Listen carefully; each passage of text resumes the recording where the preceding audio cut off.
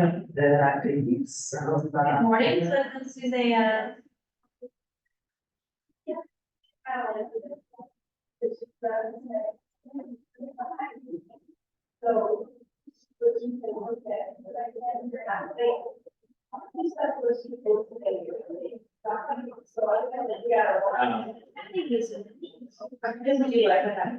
You know, it'd be really funny. we would have an PowerPoint situation. I'd be like, that was Carrie did that. Well, you do it all the time. When you see Nina, you'll be like, really, what happened to me? I had some cat calling me in the parking lot.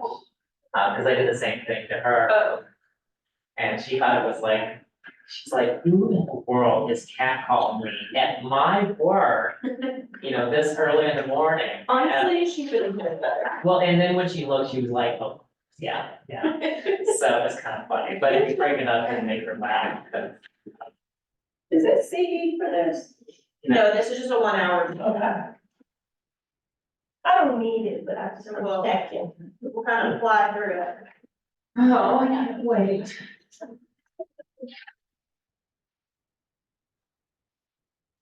Office chat a little bit on that plan. I love that. We just started doing these pre-foreclosures finally. Oh, okay. That's good. Oh, I like to pick the break on that. Well, I don't know anything yet. I know, that's Yeah. the whole point. So when I get some results, I'll let you know. Yes, but, absolutely. yeah. Goal is to do 25 a week though. Oh, Lizzie's. Yes, that would be nice too. No, yeah, reaching out to, sending letters, 25 letters. Okay. Yeah. So I send 25 letters 1 week and then I go door knock the next week. And so every week I'm sending 25 letters and door knocking 25 doors. And we're supposed to be calling them too, but I'm terrified of TCP. But you know what?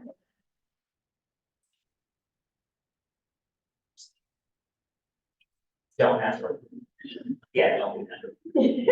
You'll still get sued. And the only reason I say that is because it's the do not call list. I have a colleague who did that. And, there are people out there that hope you call them, that's why.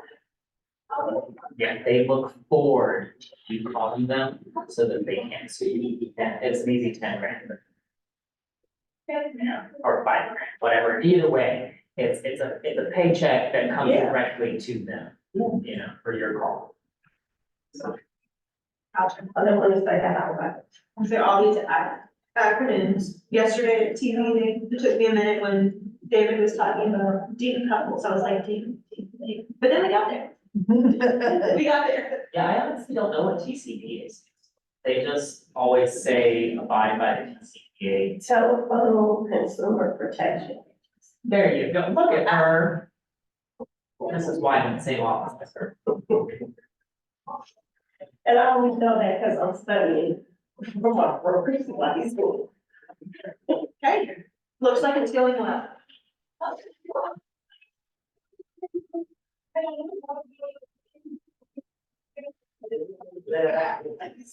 Alright, we'll give people like 2 more minutes.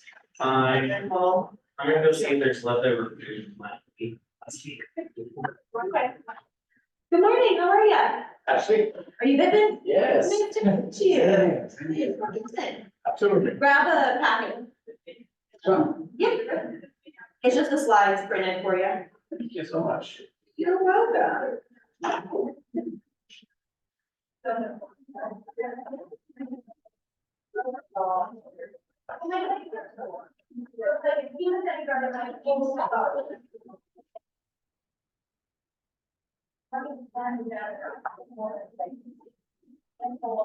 Reading, all that stuff.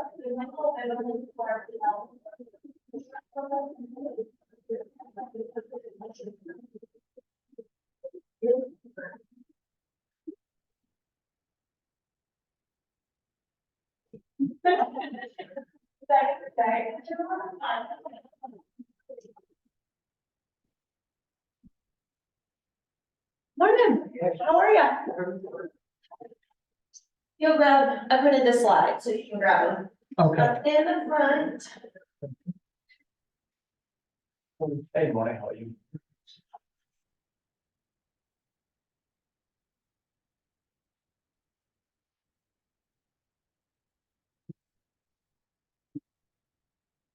Not doing the break for that?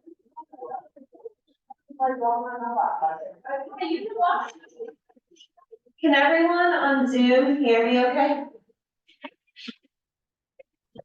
Yes, we can. Awesome, thanks, Liz.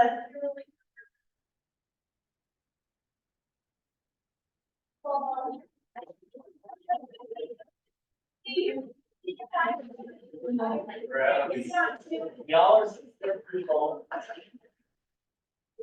Talking about doing that 5K race, what's wrong with people? Michelle. It's fine, but Renee was crazy with her ability challenge thing. Did you hear about what she did with that? That was crazy. I don't know, I mean, I love that people can do that, but like. I'm not such a fan.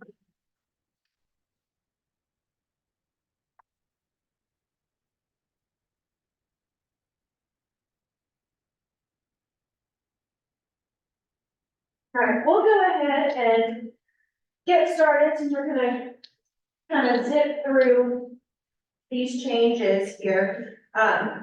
But for y'all, if y'all know me, but Ashley Common with a Killian Sorahan. I've got my cell phone on here, so if y'all need it, you can totally find me. Oh, no.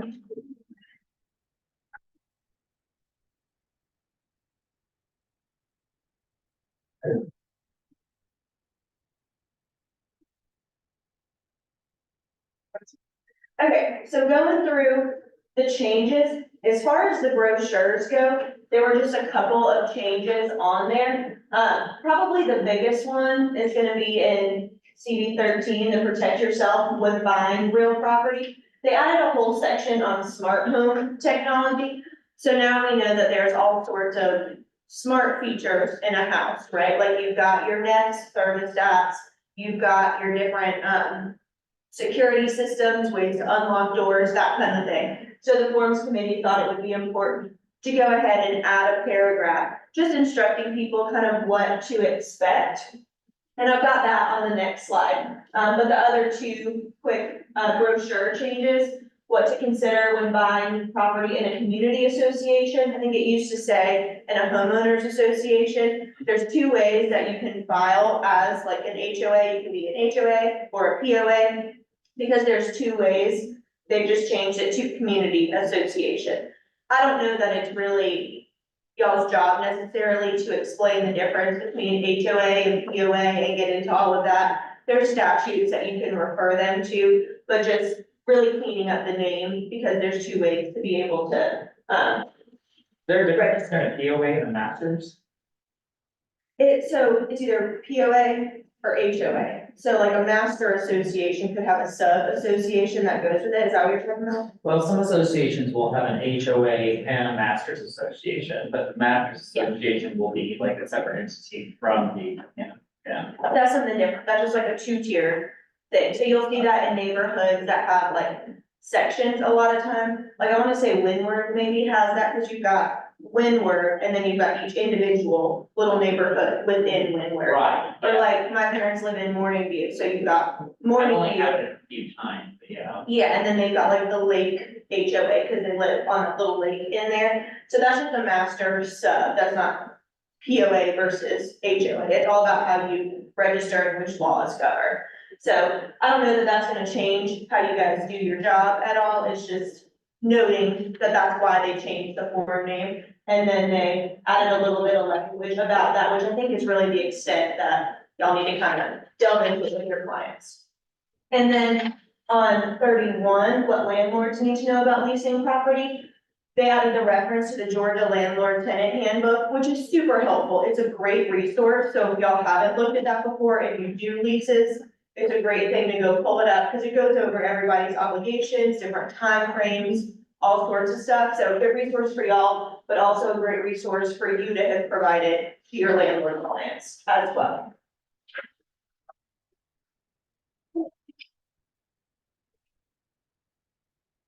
Okay, so here's that smart home technology paragraph.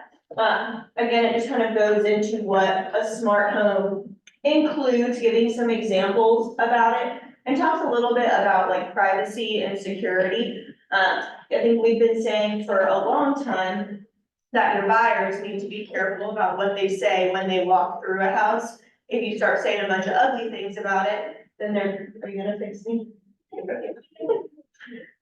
I think it's because I clicked on it. You clicked on what? I clicked on the screen to see the participants.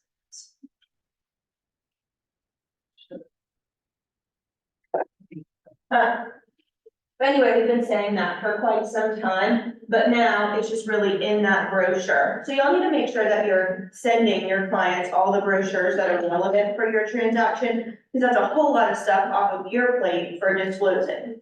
Yeah, so good to go ahead and have that. Are we working?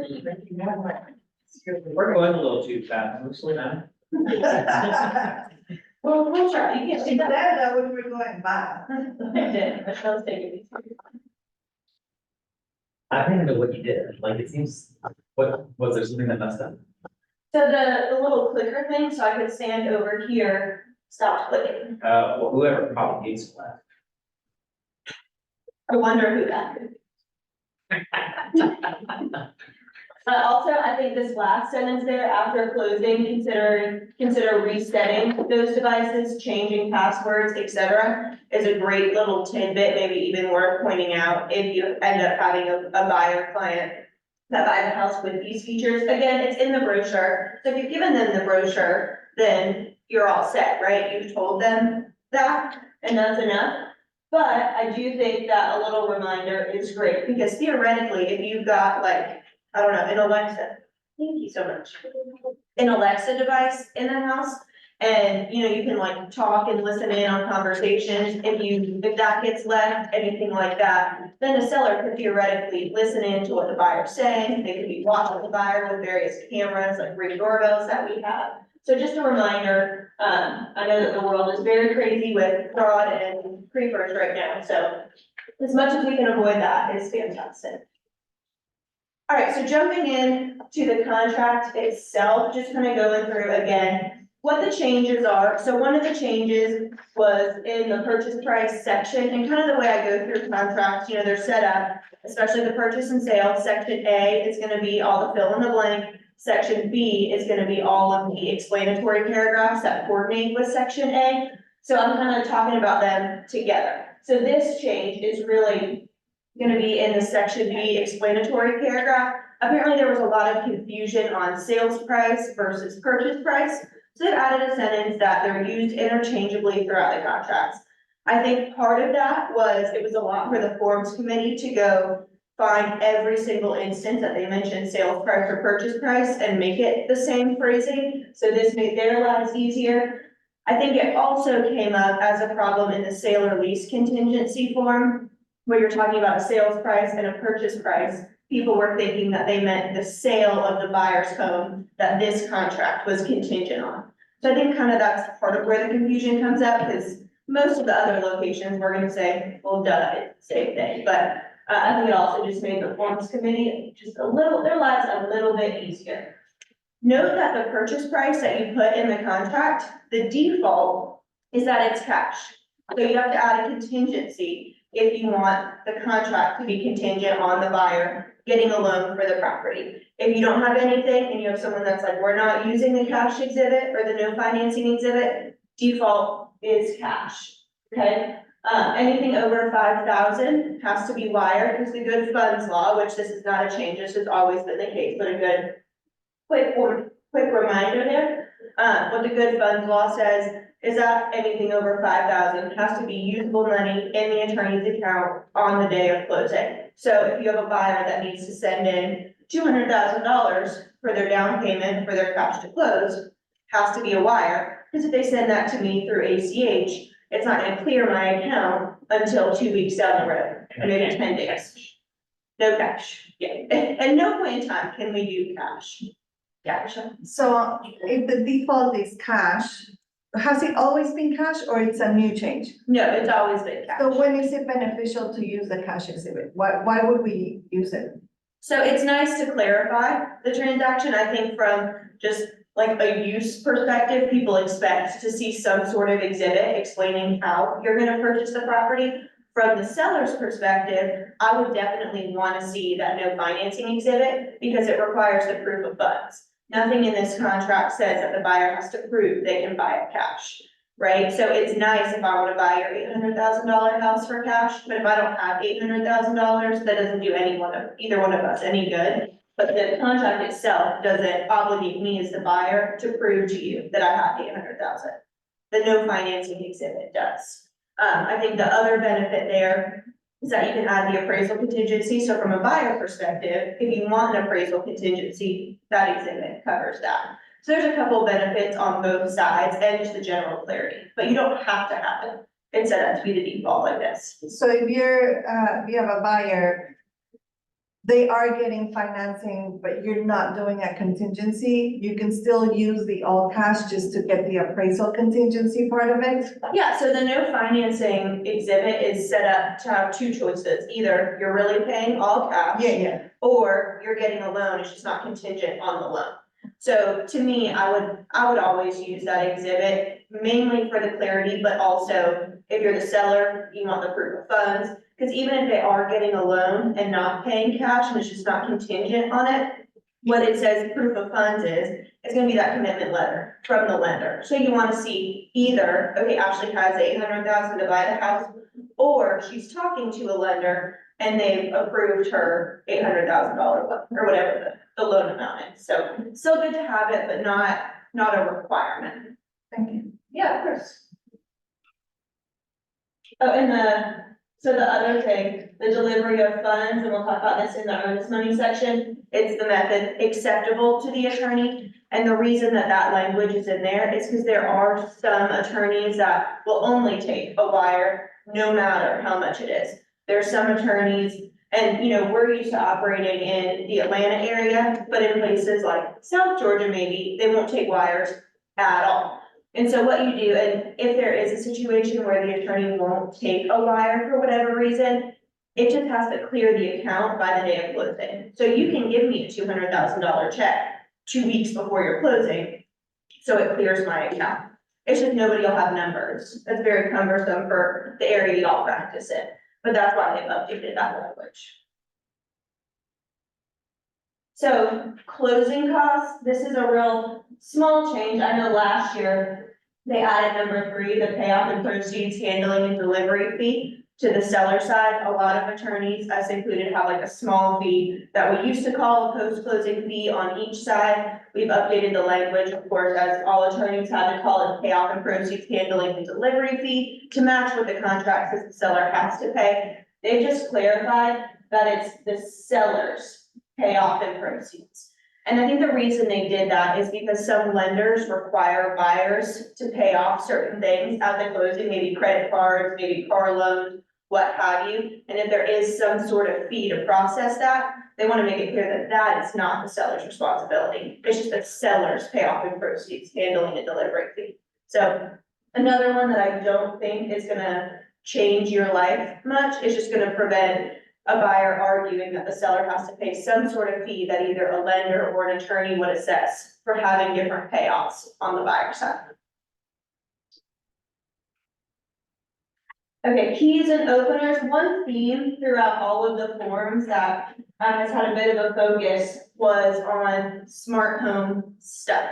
So keys and openers, it's always been that at the closing, seller has to provide the keys and openers so the buyer can access the house, right? Well, some houses don't actually have a key at all. All they have are the little touch pads to like put the code in to get in the house. So they've updated that, so fobs and access cards, they've added that language. Basically what this paragraph now is saying is the seller has to give the buyer access to the property, whether that's a physical key, whether that's some sort of fob, whether that's some sort of access card, some sort of code. They just have to give them access. So I think what was happening is if you have a property, that is just a little touchpad and you don't have a key, buyers are saying, contract says you gotta get a key made for me. And that was an obligation on a seller that maybe really was unfair, if you will, to get a whole system to do a key made if you didn't already have one, that kind of thing.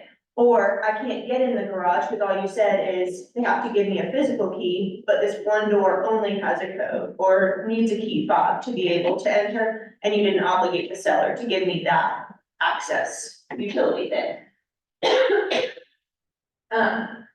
So also adding the language, the highlighted sentence, they have to give the buyer access to both the property, the community, and the amenities. So also obligating that like key fob to get into the neighborhood at all, right? If you have a gated community, you might just be able to like swipe a card, have a decal, whatever. If the seller has to return those to like an HOA, which is very common, then they have to tell the buyer how to go get their own. So again, all of this you're probably already doing. I think most people are saying, okay, key, access, whatever, you know, expanding the definition of key to include that. Now the contract just very clearly does. Yeah, it does. So if, let's say they've lost it, or they don't know where it is, Lost what? the access to the amenities, are they required to pay for the replacement of that? I think it depends on how the HOA is set up and what that access is. Most likely, yes, because honestly, most HOA letters say the seller will either give the fob or we need to collect $35. And so since the contract says it's the seller's obligation to transfer that over, we would say the $35 is the seller charge. That's typically part of the HOA clearance that you need to have first. Yeah, so the HOA letter typically will talk about that. It doesn't always. So they do need to provide those. If there is a cost and it's not on the HOA letter, it might be harder to enforce, meaning we're not gonna know that there's a fob that needs to get transferred kind of thing. But yes, it would be a seller fee. They also added a device and fixtures paragraph. Again, this kind of goes along with all of the smart home things. So basically, if there is some system that's going along with the property that can't be operated without some sort of controller, then the seller has to provide the control for that item. Okay, whether that's a password, a passcode, a reset button, a physical clicker. If you think that your house is coming with a Nest system, but your seller left you absolutely nothing to be able to access that Nest system, you didn't really get the Nest system, right? You got a big funky thing on your wall you can't use. So you have to have the means to control that, regardless of what those means are. Again, it makes sense. They've just added that language to the contract. Yeah, Nicole. So should we have to reset it or just give the codes and reset or? So if it was me, if I represented the seller, I would probably reset it because most people, you know, unless they're like really into techie things, they use like the same password for everything, right? Or some variation of it. So giving that to a buyer, to me, feels really dangerous. I think it's also your job to advise your client, not decide for your client. So you might say, we have to give them access. You can give them your password if you're comfortable with it. You can reset it if you want. You can give them the physical controller, but we have to give them access and let your client decide that. Because what you don't want is for you to say, oh, you need to go reset it. And then have used some like factory password that they use for nothing else. And then they reset it and cause a big issue. They're gonna come back and be mad at you. So I would tell them like, hey, if we give them the password, they'll have the password. Maybe not a great idea, but up to you. You know, if it was me, I would reset it.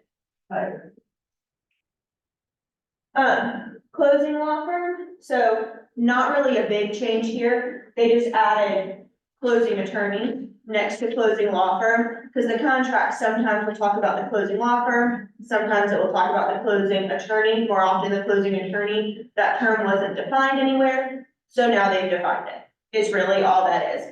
Obviously, we would love for you to put O'Kelly and Sorahan on there, but do make sure that you're putting the office location. If you're using a firm that's got more than one location, don't just put O'Kelly and Sorahan, put O'Kelly and Sorahan Peachtree Corners. That way, because we've got, you know, close to 30 locations. So you might think you're gonna be in Peachtree Corners, the other side might think you're in Snellville, kind of a big What- difference there. What happens if it changes location? So you can change locations, if you wanna update the contract, you can, but you don't have to, Okay. no. Really, the downside of not doing that is, let's say you put Peachtree Corners, everyone decides they wanna shift over to Snellville. If everyone shows up at Snellville, there's no problem. But if, one side says, well, the contract says Peachtree Corners, so I'm going there, period, end of story. Then they would show up there, and what we would do is we would sign them and we would all move on. So I would say there's not a huge reason to do that, but if you want to make it perfect. No, I wouldn't. I. Yeah, I don't think there's a real reason to do that. I think most of the time if it's being shifted, it's because one side says we wanna close over there, so we call and say, does everyone wanna go over there, or we're gonna do a split closing, so. I usually do the locations because so agents don't come back saying, no, we're not closing that. Yeah, I think it's very helpful to have it. Also, putting the right phone number for the location gives them a safe phone number to call to like verify wiring instructions and that kind of thing. How feasible, let's say you're negotiating in a multiple offer situation, you have the buyer, and the listing agent insists on a particular closing attorney. How feasible is it to apply the first line and say, after you go under contract, say, hey, the lender does not want to use this particular attorney, they want to use O'Kelly and Sorga.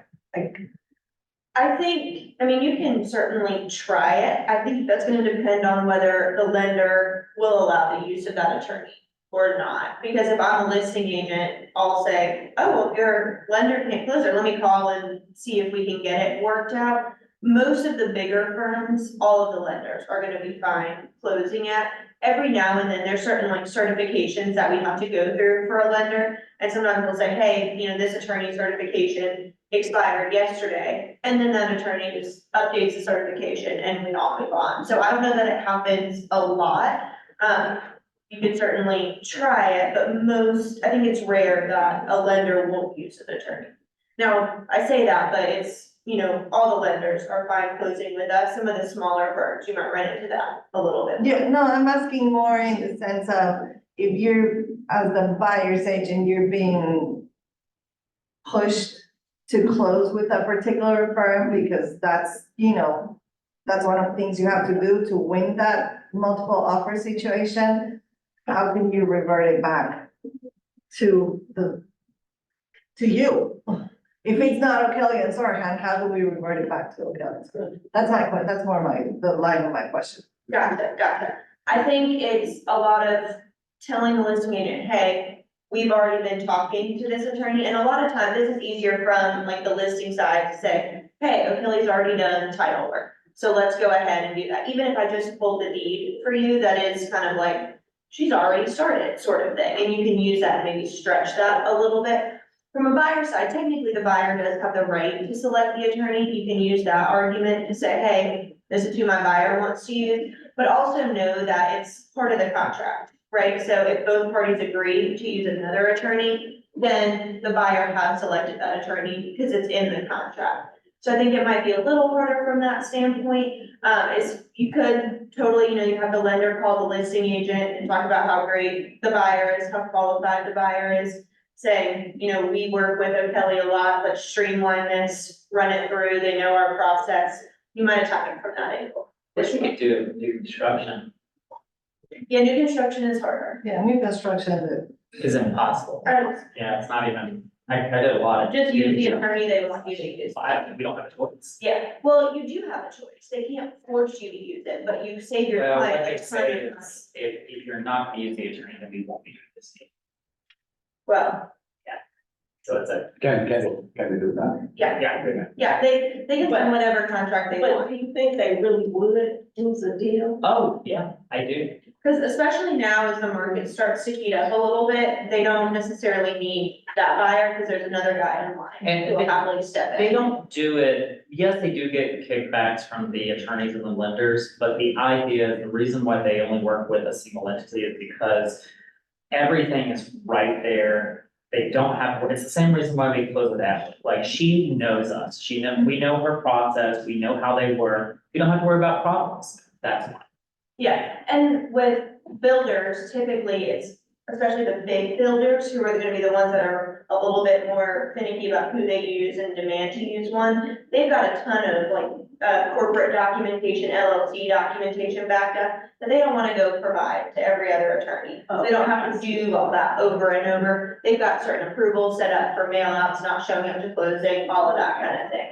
So it streamlines them, so it makes sense why they pick one and stick with that one, it just is unfortunate when it's not the one that you want. So basically it's a vendor's prerogative to choose who the attorneys. No, it's technically a buyer choice, but it's a term on the contract. So if you're a listing agent and you wanna close with a pavilion shorthand, a lot of times listing agents have like preferred contract terms in the private remarks. We can. Just say that, you can always counter it. From the buyer side, you put it on your contract and hope that the listing agent I see. accepts it. But a lender can say, we refuse to close with this attorney, Okay. because we represent the lender. So if the lender's not comfortable with the attorney representing them, they can say, we are not doing that. So going on to the earnest money section, the change is that they took out, the different methods that you can turn in earnest money. You used to be able to check the box that says Oh, yeah, check, that's so. ACH wire. Nobody looked at them anyway, to be honest. Well, we did, but in our forms, sometimes it would only let you check one. So Oh. you hadn't discussed that with the buyer. Like, let's say I checked wire transfer because I was sending them earnest, Mhm. right? That's a wire transfer. And then they're like, no, I want to give you a check. And then we had to go back and amend the contract. It was a pain. I'm so glad that's on. Well, good, that's great. So the reason that they took that away is, I think, kind of what I was talking about earlier with different attorneys and different brokerages only accepting different things. Like some brokerages will only hold the earnest money if it's up to a certain amount. They require receiving it in certain methods if it's a certain amount. Some attorneys will only take a wire, some won't take a wire. So it really just depends. So they've just said, enter the method acceptable to the holder. So that makes your life a little bit easier. I still recommend doing a wire as often as possible from the buyer and seller I side. just recently learned, I think, Mike was right, they will do wire no matter what, which I was really shocked by. I couldn't hear. I said, I just recently learned that Michael and Bray will only do a wire whatsoever, because I was gonna have my clients write a check, and my clients were like, I can't do a check, I was like, no, that's only if it's, no, they won't do anything except for a wire. It's kind of wild, they explained it to me, but I didn't listen, so I don't know. Well, no, that's how it's set. The other thing with earnest money that's important to remind y'all is that you've got the time frame to turn it in. Let's say you give 3 days and on day 4, earnest money is not turned in. Well, can the seller terminate? No. Yes, No, the seller cannot terminate. So what happens is, we get to day 4, the holder sends notice, hey, everybody, we didn't get earnest money. Then the buyer has 3 banking days to cure the default. If they don't cure it in that time frame, then the seller has the right to terminate, 7 days. what? So be careful. When the closing attorney is holding earnest money, whose responsibility is to be looking out whether the money came in or not? So per the contract, it's our responsibility to give the notice. But as a good agent, you're making sure that your buyer turned in the earnest money. As a good listing agent, you're reaching out to the attorney, hey, did you get the earnest money? Because really, we just have to tell y'all we didn't get it in a reasonable time. Could be the day after. So if you've got 3 days and we're day 3 and it's 5 o'clock, I'm definitely not sending notice because they've got all the way to midnight. I'm just not there, right? So I'm definitely not gonna send notice until day 4. But if I didn't send it till day 5, day 6, day 7, that could still be reasonable, right? So that's why I say as the agent, you wanna be on top of it and say, okay, earnest money was due on day 3. On day 4, I'm calling to see, or even on day 3, hey, do you have it yet? Hey, did my buyer send it? Hey, my buyer's sending it today. So per the contract, holder's responsibility, it's the attorney's responsibility to let everybody know. But in doing your best job as an agent, you're following up on that as well. Okay, so I'm a little confused. So what BAD stand for? Binding agreement date. Okay, so holder must deposit within 5 days of. If it's a check. If it's a check. Right, well, because an ACH is gonna go to our account, it just has to clear, a wire is gonna go to our account and be there. Where's the 5 days coming? Is that just terminology in the? In the contract. No, I haven't seen that. Yeah. Well, I've read it to my clients before. Whoa, talk about a long listing thing. Well, you might not focus on that because that's a holder responsibility, and you're not the holder. Your broker's the holder or the attorney is the holder. Yeah, but we have to notify the office too. Right, So if we have 3 days from the binding agreement date, that money must be submitted within the 3 days, though, right? And if it isn't, then the seller has to terminate within the 7 days of that 3 days? no, so just to make it like less of repeating days, let's say you've given 2 days to turn in earnest money. Okay, Okay, so today's your binding agreement date, 2 days would mean it's due Friday, right? Because we're on Wednesday. Right. So Friday comes and goes, no earnest money is turned in. If I'm holding it on Monday, I'm sending out notice to everybody, hey, we didn't get the earnest money.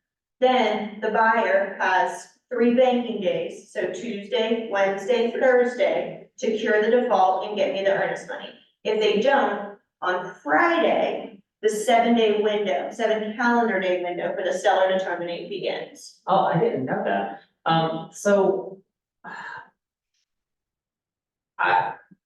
What happens if parties never give notice? I mean, I know that agents were responsible, that we have to notify the other agent. But, you said the holder has to notify, and I don't know if I've ever had anybody notify, that the earnest money wasn't deposited. So what do you do in those situations? Not deposited, so we're not notifying you about it being deposited, we're notifying you about receipt. So what this is saying is if the buyer straight up didn't turn it in, or let's say they turned it in on time, and on day 9, I'm alerted, because they gave me a check, that the check bounced.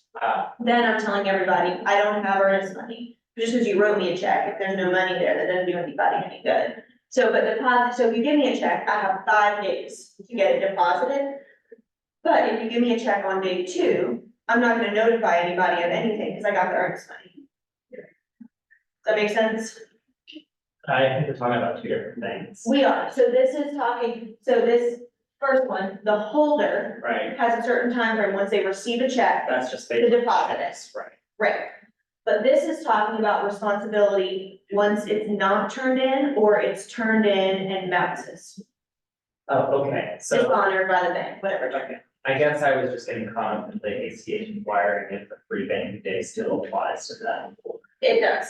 So no matter how the earnest money is turned in or not turned in, if the holder doesn't receive it by the deadline, then in a reasonable time, they notify everybody, I don't have earnest money. Then the buyer has 3 banking days to fix it. Are you guys required to notify people that earnest money hasn't been delivered? Yeah, per the contract, if we're the holder. If KW's a holder, I'm not gonna know. Right, okay, So the holder has the responsibility to notify, we didn't get the earnest money, or alternatively, we got it in the time frame. 6 days later, the check bounced. I don't have earnest money. Then the 3 days for the buyer, 3 banking days for the buyer to fix it. If they don't, 7 calendar days for seller to terminate.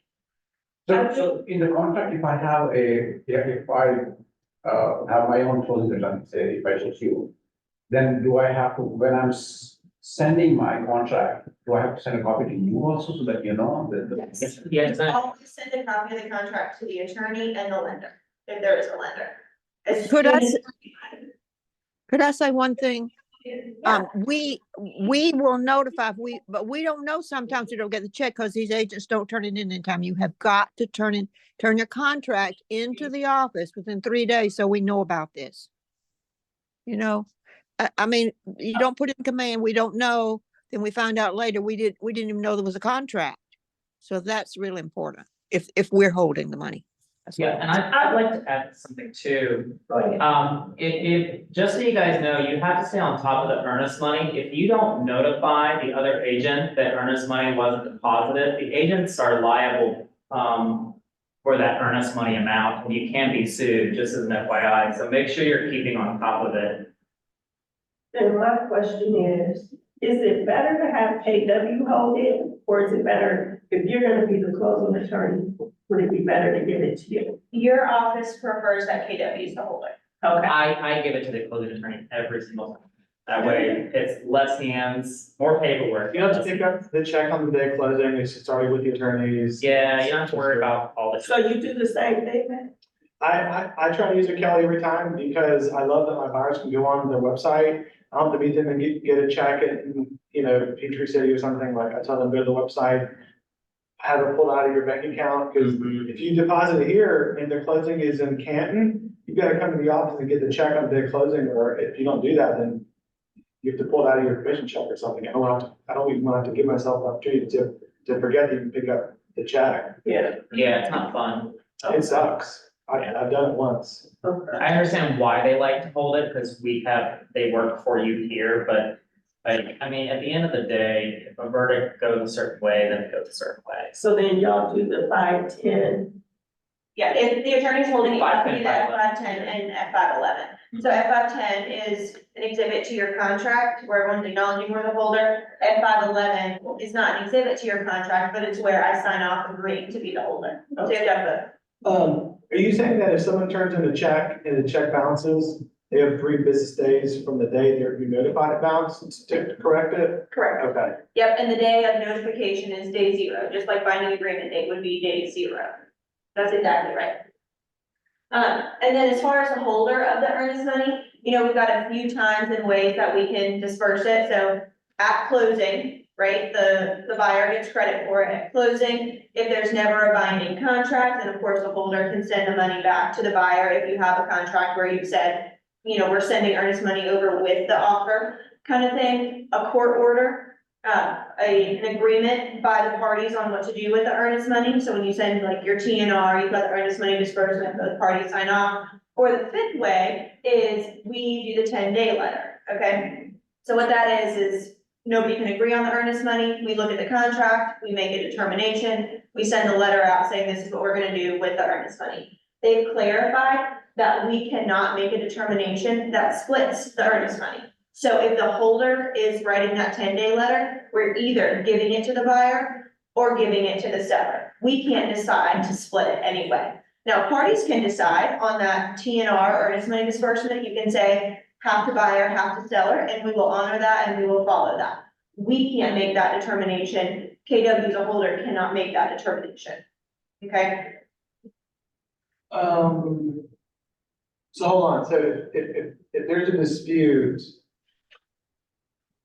like someone turns in TNR and the seller hasn't signed it and you're holding it, what happens again? I'm sorry? So if, you say, we're terminating in, let's say, due diligence, we'll make it easy.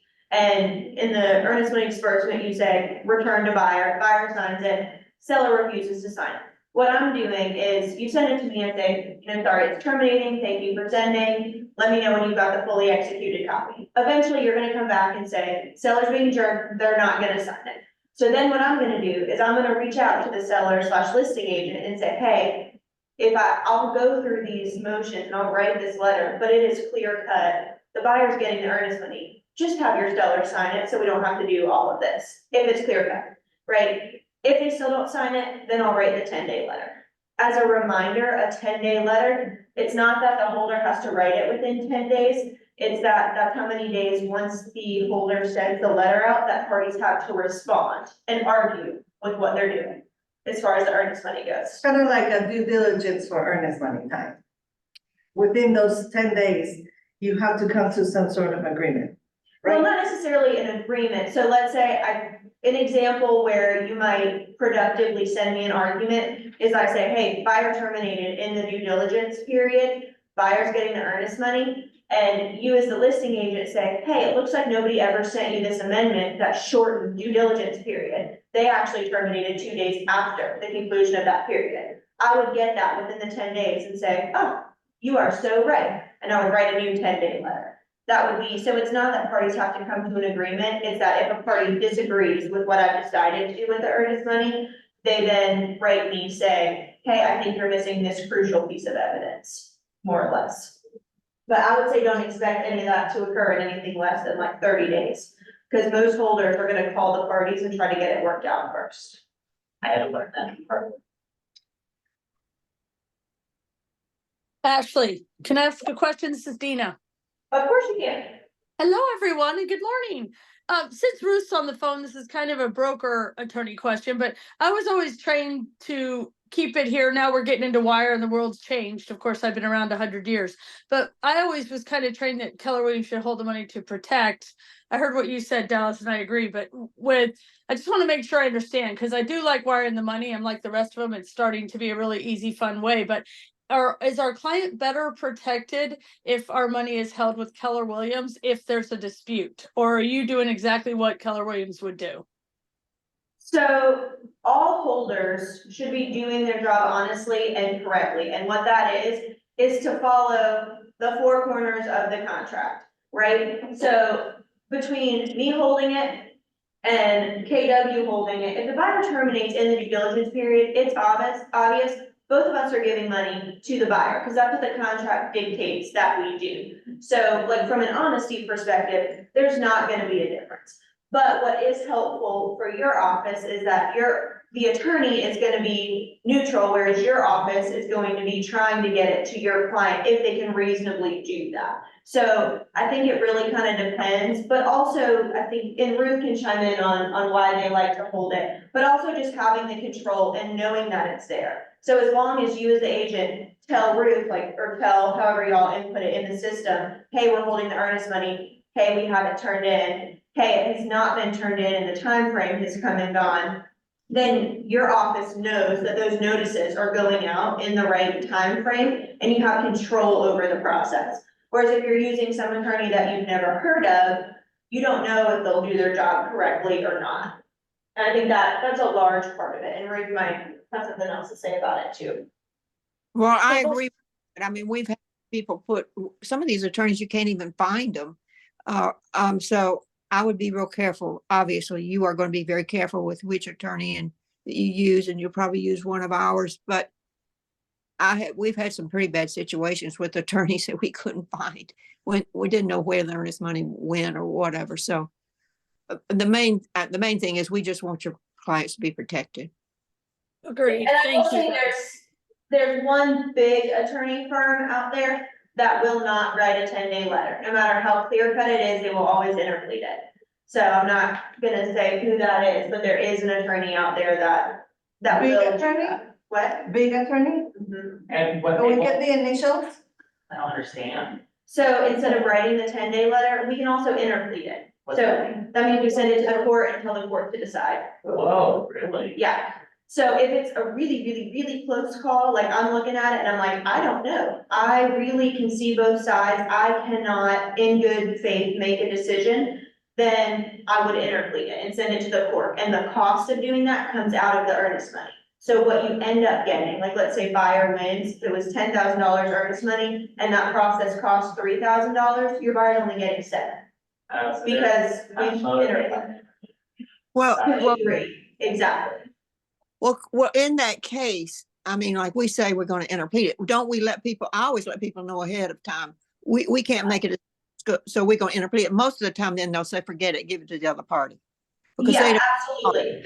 It's to not necessarily take time to put it nicely. It's a great kind of threat to get people to agree to things. To agree to come to an agreement to avoid interpleader. But yeah, absolutely, because I don't want to go through the motions of interpleading. I really, really, really don't want to. So I might say, if y'all don't agree, I'm gonna have to do this, and that sucks for everybody involved. So please, if y'all can agree, that saves everyone time, money, etc. Can we have the initials of that attorney? Do we have the initials? You said you will give a name. Can we get the initials so that we're prepared? There's only one. Here, Ashley. Like one initial. Yeah.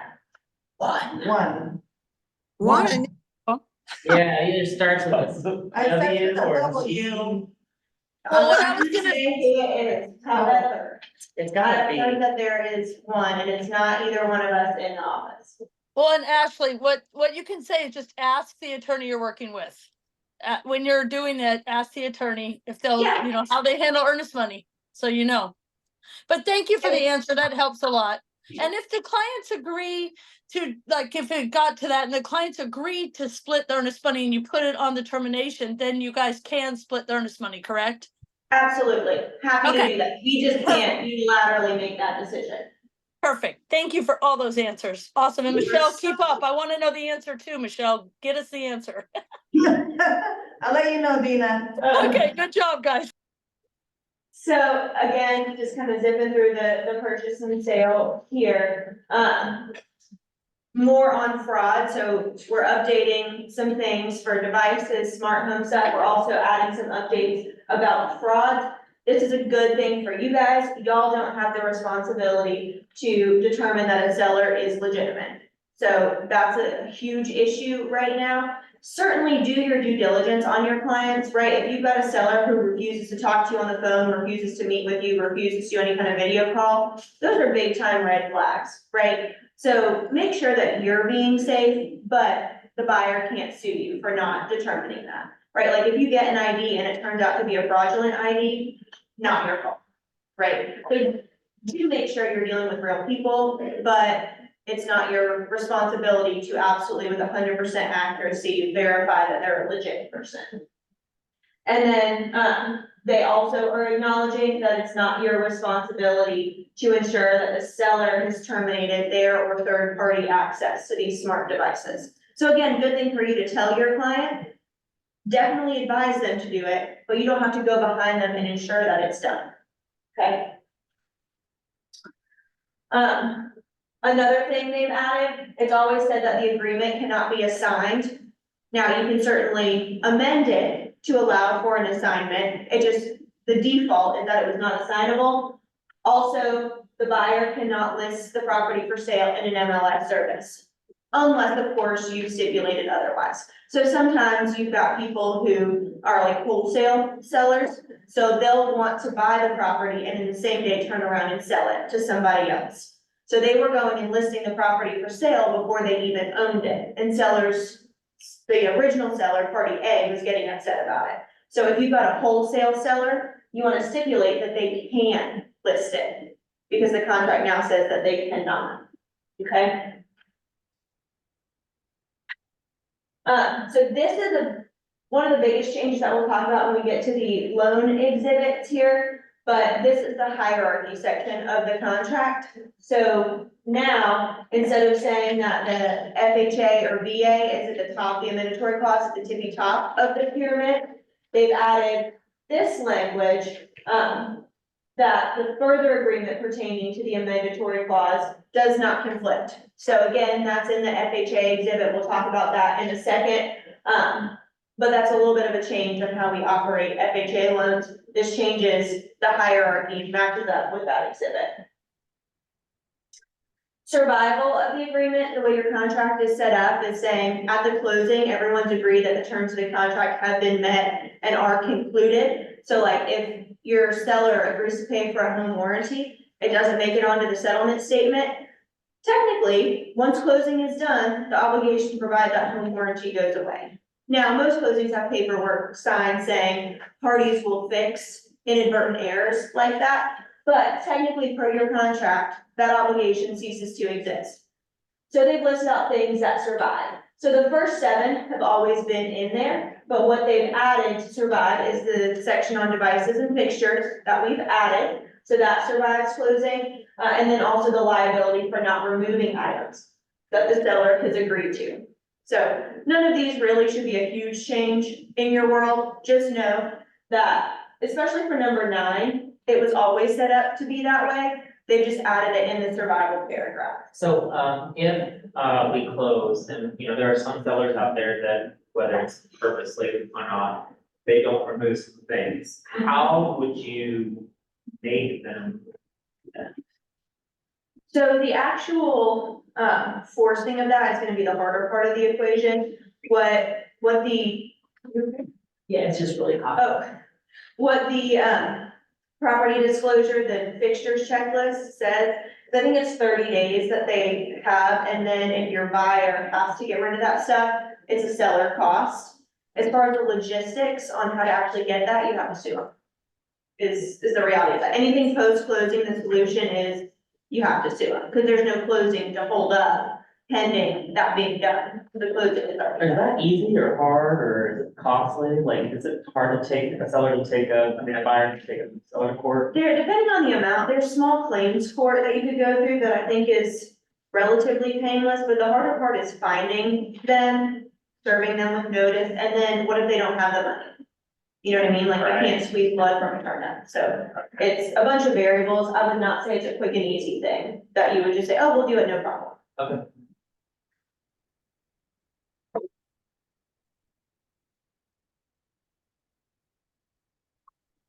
They've added the definition of closing, so in case we didn't know what that was, we now have the definition. But in all seriousness, there's parts of the contract that reference a closing. People were thinking that that meant I showed up and signed, so I'm closed. But there's a lot of reasons we can close in escrow. Maybe the lender hasn't sent the money yet. Maybe, there has to be some sort of final walkthrough. The buyer's not comfortable completing it. So when the attorney says, hey, you're funded, the closing has occurred. And that's more or less what this paragraph says, is you're not closed until the closing attorney has said, we're done.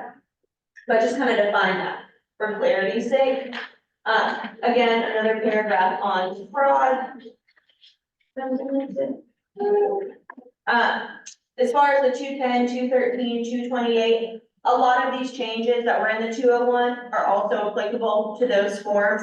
And I didn't go through the small changes like capitalizing the word closing, that kind of thing. Those are gonna be consistent throughout all of the forms. Temporary occupancy, what we've done in this form really is just adding that same language about the smart homes that we did in, the 201. So nothing crazy there, just adding that instead of the one set of keys, because y'all know at closing, the seller has to give the buyer the one set of keys, just like a landlord would have a set of keys if it was a tenant. Same thing here. I think this is a great paragraph to point out to your seller, even before the change, because it's really awkward at the table when the seller's like, I'm staying, I'm not giving them any keys. You have to, for the contract, one set. I agree with that. Yep, and it's just because the buyer's the owner, they need some way to access the property. Not that they can willy-nilly go in, but they have to have some way to access that. That would make me feel uneasy too. Does it make you uneasy if you rent and your landlord has a key? Yeah, But they always have a key. No landlord doesn't have a key. that changed a lot. At least probably doesn't allow for that, but that's another discussion. And then in the temporary occupancy buyer moving in early, how often should we do this? As much as we can. Yeah. I'm not gonna fight you back. Never, avoid this at all costs. Buyer moving in is super scary. Don't let the buyers move in early. But what the new language is that if the property is located in a community that is like a gated community, the seller is ensuring that the buyer will have access. I think there's some communities that say, we're not gonna let you have the key fob, the code, the little decal until you give me a settlement statement proving you're the owner. Well, if you're not the owner yet, because you've moved in early, you can't do that. So it's a seller responsibility to make sure that the buyer can actually get into the community. Okay. The same changes there. So big change, I know y'all talked about the commission situation quite a bit, so I won't hit on it as much for time's sake. But know that the most important change on this form is gonna be this section in the middle here, this part B, okay? So your seller directs you to either pay or not pay a cooperating broker. And I know y'all have had a lot of discussions on that in your office. If y'all wanna talk a little bit more about that, I'm happy to. But know that what you have to be conveying to your sellers is that commission is negotiable, they have a choice, right? There is no standard, there's no policy, there's no, this is how the industry does it. There's no like blanket mode of doing things. That's what the lawsuit, kind of the crux of that.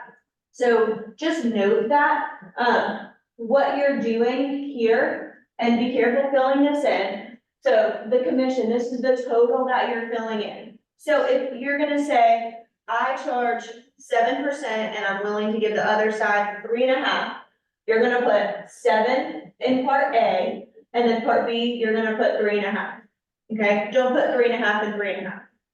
Cause that means you're not getting paid as a listing agent. So just be careful putting that in. But again, the big takeaway on this form is negotiable. This I think is an awesome change. So what FERPTA is, and this paragraph is already in the contract. What the FERPTA withholding is if someone is not a citizen or permanent resident, there could be a federal tax withholding. That's a huge withholding amount. So the default is 15% of the sales price. So this is not meant to make y'all FERPTA experts. It's not meant for you guys to convey everything there is to know about FERPTA to your clients. But I think the brokerage agreement is a great time for you to say, hey, here's all the things that could come up in your transaction. And we might need to talk to other people to get more information on it. But just want to give you a heads up that this exists, okay? So if you have a seller who's like, no, I live in China and I'm not a citizen, I've never lived in America. When you're going through the brokerage agreement, you can say, there could be a federal tax withholding. The closing attorney will reach out to you. I just wanted you to know that that could be applicable to you. So you've planted that seed. And then when you do the contract, that seed is there again. So when they get the notice from the attorney asking them the questions, determining that withholding amount, they're not surprised. It's not a fun conversation to learn on the day of closing that they, marked our seller info sheet wrong and we do actually have to withhold 15%. So the earlier you can talk to them about its existence, the better off we all are. So foreign person is someone who's outside of US?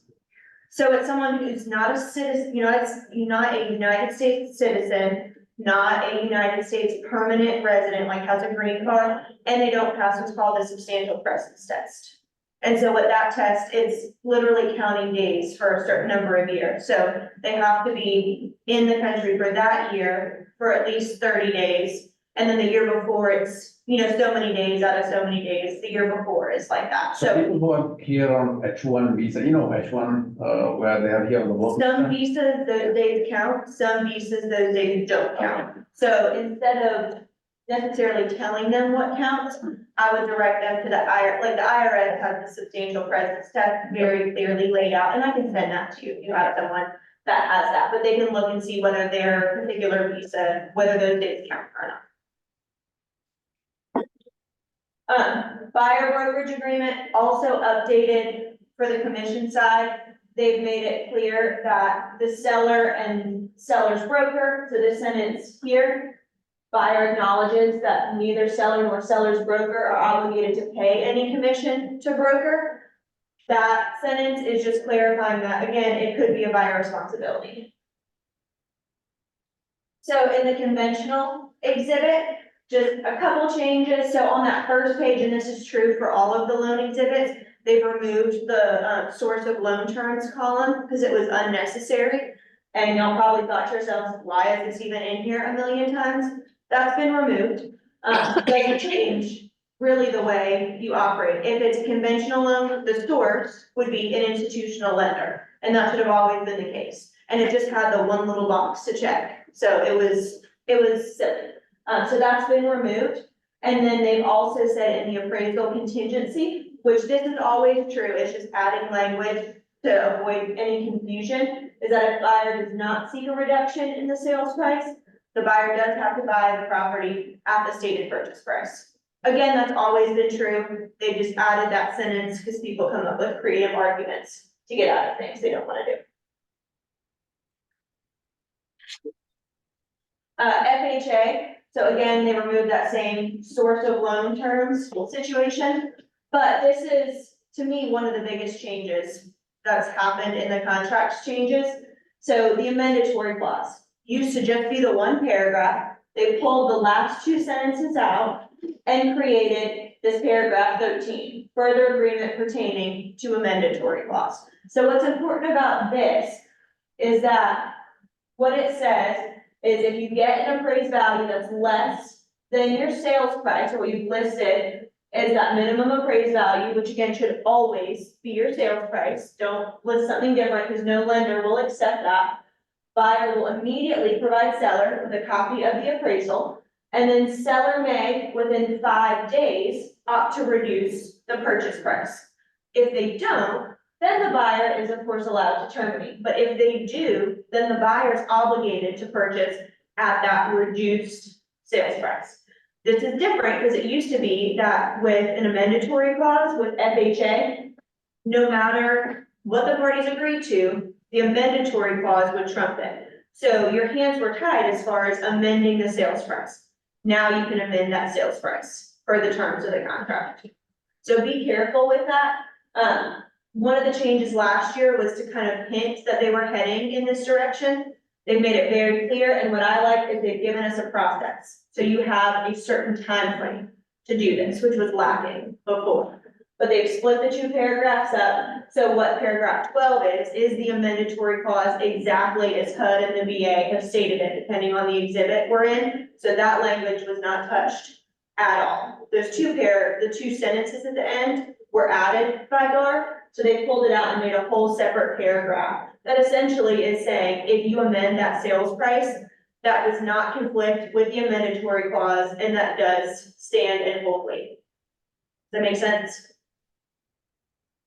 If a lender will, on that blank, Yeah, if a lender will not allow you to put anything else but the sales price, why is there a blank? Why doesn't it just say sales price? the only thing I can think of is that they wanted to copy the amendatory clause per what HUD has put out verbatim. So my thought, I don't know this for sure, but my thought is that HUD probably has it set up to read just like that. But to me, I wish it said sales price because it causes issues quite often. But I don't think they're gonna change it for that reason. We used to write agreed on sales price, because like sometimes you go under contract at a certain price, and then you go in inspections, and then you decide to do a price reduction, and then that changes. Yeah. And you have to amend this paragraph. amend, like even on the amendment to address concerns, if that's where you're addressing it, then you have to address this paragraph too. Exactly. So if you have this, or even a counter offer, I see that as one of the biggest places people miss it, is your sales price is 400, you write 400 there, you get a counter for 410, well, now you've left that at 400. So you have to write a special stipulation, like sales price is, you know, if it's your example with the amendment to address concerns, let's say sales price is 405,000, paragraph 12 of FHA loan contingency exhibit B is hereby amended to say 405,000. So it is extra work, so I agree that this would be way better to say sales price, but my thought is that they probably don't update that because that's how HUD has it. VA, they also split up the paragraphs, so paragraph 12, amendatory clause is verbatim what VA has, and then they've got that similar kind of 5-day time frame. If the seller's willing to reduce the sales price, the buyer's gotta buy it at that price. Loan assumption, do y'all use these a lot? Does anybody use these? For time's sake, I'm gonna zip through it, just know they added, some language about the VA entitlement to the loan assumption on there. Seller's property disclosure, nothing super crazy as far as how y'all operate things. They defined what knowledge is, so y'all know that this needs to be filled out to the seller's actual knowledge. So doesn't have to be filled out accurately, just has to be filled out honestly, right? So if I don't know that there's ever been a leak, I don't know anything about a leak. In the question about a leak, I'm gonna check no. If it turns out that there was a leak, so long as I didn't know about it, I'm fine, is the seller, okay? So accurately would be to put yes, honestly would be to put no, because I truly have no knowledge of that. So not really anything crazy, there. They added a little bit of language, clarified it, adjusted the language about what caveat emptor is, or buyer beware. Buyer's responsibility to check everything, buyers acknowledging that the seller's only filling this out to the best of their actual knowledge. Not that, and clarifying that no doesn't necessarily mean there is no leak. No means the seller does not know about the leak. So just kind of clarifying that. A couple questions have been added that I'm gonna zip through, because I know we're running over. I'll get to just a couple things.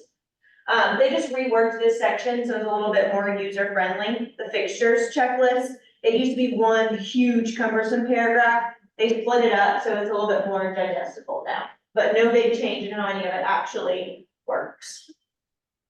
And the other disclosures have the same changes. Okay, so for the CAT, a couple of important changes here.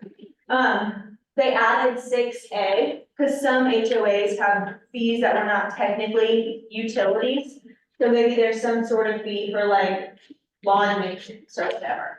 Now, whatever sort of extra fee that your seller's HOA has, they can disclose that fee in this section. That was a big thing that a lot of agents wanted. The other thing that they've done, and this is a really big change with how you operate. Now, when should you fill out a CAD for your seller? Never. Never, correct. So, Am I invited back? yeah, you're right, you're dangerous. Yeah, never, ever touch this, but guide your seller on what to do, right? So you're telling them, call your HOA and call the management company and ask for the total amount due from buyer at the closing, right? Because if you ask for transfer and initiation fees, they will conveniently leave out the capital contribution fee, right? So say total amount due from buyer at closing. But now what you're also directing them to do is to call and verify what that actual assessment amount is. So it used to be that the seller would write in the assessment amount and disclose, okay, I pay, $1,200 a year paid in monthly installments of $100. Used to be how that was set up. And then if they were wrong, oh well, right? Buyer bear that burden, or bore that burden, I guess. Now what this says, and they've updated the first page to say whether it's a fiscal or annual or calendar year. So that makes it a little bit more user friendly.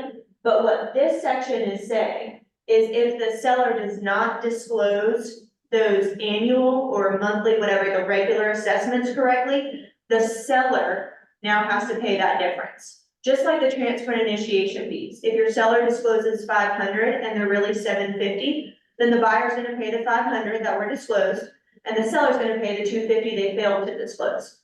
Same thing now with your HOA assessments. If the seller says, I pay $1,200 a year in $100 monthly installments, it ends up being $120 a month, and you're closing in March.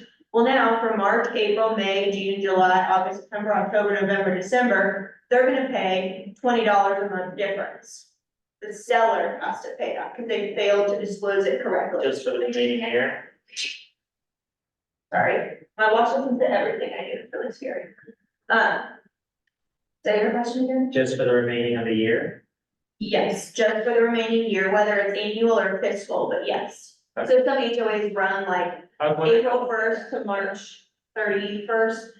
You would pay through March 31st in that scenario. But if you run January through December, then it's through December. But yeah, the difference, now the seller has to pay that. So add that to your conversation when you're talking about the CAD is double check what those assessments are. Because what we find is, and where this can come up the most, because most people are like, well, duh, sellers know what they pay for their HOA. I'm sort of silly and guessing wrong. Where this comes up is when you're getting right up close to the fiscal year. So let's say you do have the fiscal year that runs April 1st to March 31st, then maybe you're closing April 20th. So your seller has filled out everything saying, yeah, I pay $100 a month. Well, starting the new fiscal year, which is April, they're gonna pay $120 a month. So what your seller should do is call the HOA, hey, I know I pay $100 a month. Next year, next fiscal year, are my HOA dues gonna be the same thing? They probably should have gotten letters about it, but still a good thing for you to tell them to call and ask. And when the HOA said, no, it's 120, your seller's disclosing 120. Okay, even though they've only been paying 100, they're disclosing 120, because that's what the fiscal year where the buyer is buying it is gonna be. Okay, make sense? And then as far as the special assessments, it's defining what under consideration is, and then adding that the seller and the broker don't have to disclose any sort of special assessment if it's not actually under consideration. So that means it's up for a vote with the HOA, okay? It's not something that is just like willy-nilly being tossed about. That's not under consideration. Okay. And then the sale or lease contingency. So what they added in this one is it used to be just the blank. Now you can select either the closing date or the blank. Okay, if your purchase is contingent on the buyer selling or leasing another property, now you can set that window to be the closing date. They have to sell that other property by the closing of this Georgia property. So either one, just know you have to make a selection on that. With the kickout clause, this change I think is really silly, and I would imagine they're gonna get rid of it. Because with a kickout, you either say, I have a kickout, or I don't have a kickout. If you have a kickout, you're choosing whether you're kicking out all the contingencies or cherry picking which contingencies you wanna kick out. To me, C, all unexpired contingencies shall remain is the exact same thing as not having a kickout. So I cannot imagine a world where you will ever use C. But they did add it. You're probably not gonna use it. You're gonna say option 2, no kickout, if that's what you want.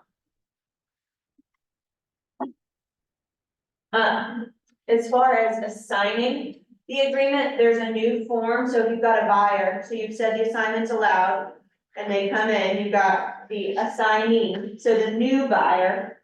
Note that all of the notice provision, the notice provision of the contract says that any notices have to go to the contact info that's in the contract. So this form, it's a new form, 280, allows the new buyer to give their contact info to the seller, so the seller can appropriately send notice. So if you're doing any sort of an assignment, you need to use F280. Okay, the agreement to reinstate the contract, you've got a terminated contract, you wanna bring it back to life. Form F290 is what you use to do that. They've added this paragraph about earnest money, saying if the earnest money's already been dispersed, then this contract is contingent on the buyer resending in earnest money, right? So you've got a contract, buyer terminates in due diligence, seller signs off saying, yep, no problem, holder can send the earnest money back to the buyer. Then you reinstate the contract. Of course, the buyer needs to send earnest money again, right? So this is just stating that it wasn't there before, it was something that was missing, that makes sense, so they've added it in there. Yeah, it's great. And then last but not least, real quick, new special stipulations. 112 is kind of mimicking the language they've added in the contract, just warning regarding identity theft. Not a bad one to have. I don't know that it necessarily obligates people to do a whole lot, it's just letting your buyer know, hey, theft is a real issue. Ooh, I like 416. Yes. Is that brand new? Yes, all of these are brand new. That one's sexy. Yes, we love this one. This one is so much better than having the attorney hold money in escrow, okay? So I get that question all the time for temporary occupancy. So sellers staying after closing, people say, hey, can you hold $5,000 to make sure that they don't cause any damage when they leave? Sometimes I can do that, sometimes I can't. If there's a lender and that money's gonna go to the buyer, possibly, most of the time they're gonna tell me no. So this allows there to be essentially a security deposit, but the buyer holds it, because they are the landlord, for lack of a better term. I know it's not a true landlord-tenant relationship here. Yeah, so seller shall pay buyer at closing a security deposit, which will be held by buyer. What happens if the buyer doesn't give it back? Seller's gonna sue him. But if the seller wants to stay after, then that might be the price they have to pay. So this is gonna be better. This is gonna be, when I say better, it's better for us and for the lenders, therefore your client, because if the lender says, no, we're not gonna let the attorney hold the money in escrow because it could end up going to the buyer, then what are you gonna do? This is a stipulation that allows you to get around that, okay? So I would use this instead of trying to get the attorney to hold money. But to your point, Dallas, the buyer does hold it, so is that riskier for a seller? Sure. But know that with temporary occupancy, even if I'm holding it, I gotta have a clear direction to send the money as soon as my time frame of holding it is up. So I'm gonna say, I need to get something from the buyer saying seller moved out, and then I can send the seller the money. If not, I'm gonna send it to the buyer, which does give the buyer some sort of control. I like it, I mean, it's a pain in the butt, it sounds like at the end, but yes, I like it. I think it's better, and even if an attorney's like, well, I can't do anything until people agree, which, you know, we're not in the business of holding money, we do it as a favor, right? So we wanna have, again, a clear path to send that money, but if people are arguing because, you know, the buyer's gonna say, hey, you scratched the floor moving the fridge out, seller's gonna say, I scratched the floor moving the fridge in and you bought it like that, who knows? They're gonna argue. Well, now that money is just gonna sit there and it's gonna be a headache anyway. So just because the attorney holds it, doesn't necessarily mean it's gonna be a headache for you. But the buyer, it makes it easier as far as the lender goes to just have the buyer hold it. Okay. 619 and 620, I think you guys have seen so much in team meeting. It's essentially when the seller's not offering to pay a cooperating commission or the cooperating broker a commission. Then you can add this stipulation to your contract where the buyer is requesting that the seller pay the buyer's agent's commission. Do we just put a dollar amount or a percentage amount there? So I would put whatever the buyer's obligation is. So it depends on how your brokerage agreement is set up. So if you're charging your buyer a flat fee, you put the dollar amount there. If you're charging them a percentage, you would put the percentage there. But what's really important to remember, two things on this. If you're gonna do it, use this exact stipulation, okay? It's worded in a way, buyer hereby requests and seller hereby agrees. You've heard me say a million times, you don't have to say all parties agree on stipulations and stuff. And I stand by that, but this one is an exception. You want it to say buyer hereby requests. Because for like license law and ethics purposes, you as the agent cannot induce the seller to change the commission agreement that they have with their broker. So by saying buyer hereby request, it removes the risk that someone is gonna say you as the agent have induced the other party to change their commission. So this protects you guys to word it like this. So we're adding that to the purchase and sales. If there's not a cooperating commission. 3%, yeah. Also note that it says the blank as the total real estate commission due to buyer's broker. So if you've got a situation where, let's say your brokerage agreement says I'll pay 3%, right? The cooperating commission is 2%. So you want the seller to pay that extra 1% to you, okay? Are you putting in 1 or 3 in that blank? Yeah. No, the total, 3. The total is 3. If you put 1, that's all the commission you're getting for the whole transaction. So put the total there, okay? And in essence, the buyer is requesting it because otherwise they are responsible for paying it. Exactly. And that's why it's fine to do it, but you wanna have that language in there to protect yourself. Does that make sense? It's just making it look more kosher.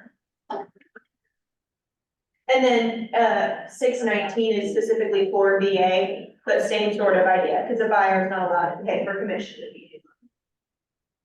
VA. This language is updated, I actually really like this change, especially the selected by. So it used to be that, the home warranty just said that the seller was gonna pay for it, and, you know, here's the amount, whatever, and it was good, but it didn't say who was supposed to order it. It's important whose responsibility it is to actually order the home warranty, because I can't tell you how many closings I've had where we get down to a couple days before and we're like, hey, who's gonna send us the home warranty? And everyone's like, well, I don't wanna order it. Well, someone has to order it and send it to us. So this is gonna be who's selecting it. And typically it's gonna be the buyer's agent that's ordering it. So you would write selling agent or buyer's agent in there, right? Or selling broker, buyer's broker, whatever. But it happens a lot.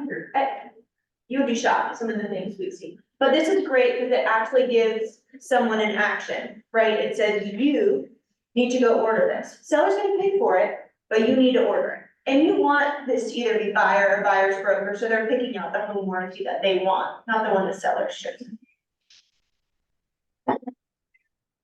All right, let's sped through the second half, but any questions for me? Where do we sign up to get the email? You're about to get uninvited again, fellas. Or the zip kind of changes, so if y'all have questions, I know we went through that, really fast and not as chatty as the CE would be. Let me know, I'm happy to answer any questions. I'm gonna try to write down who all is here, so I can send, send the PowerPoint. I will listen to you as I was driving in, if you don't mind, I'd love to get.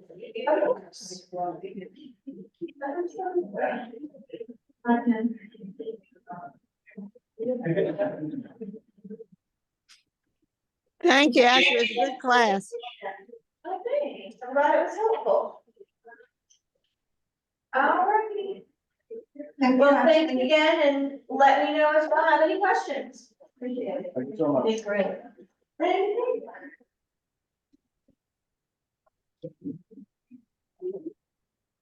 There's someone in here asking some really good questions. Prediction already. Like there's, yeah, that was sitting here.